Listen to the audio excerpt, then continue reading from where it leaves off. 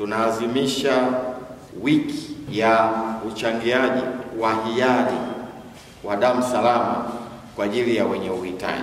Na wiki hii kwa kawaida inaanza tangu tarehe 1 ya mwezi Juni, kuhitimishwa kwa kilele siku ya tarehe 14.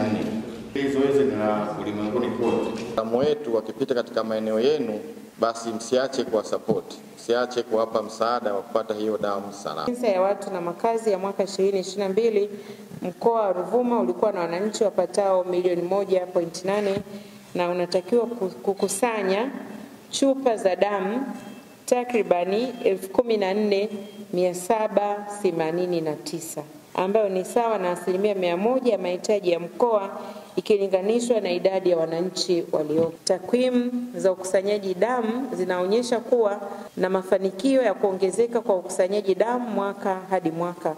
Mathalani kwa mwaka 2022 jumla ya chupa za damu 3,900 ambayo ni sawa na 24.5% ya mahitaji zilikusanywa, kufanyiwa vipimo vya maabara na kusambazwa.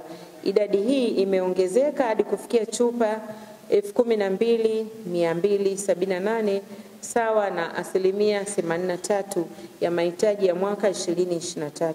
Kia chupa 7,016 ambayo ni sawa na 47.4% ya mahitaji ya mkoa kwa mwaka 2024. Aidha, katika kipindi cha mwezi Januari hadi Mei 2025 mkoa umekusanya jumla ya chupa 2,952 sawa na 20% ya lengo la mwaka, yani chupa 14,789, lakini bado ukusanyaji huu haujakidhi mahitaji.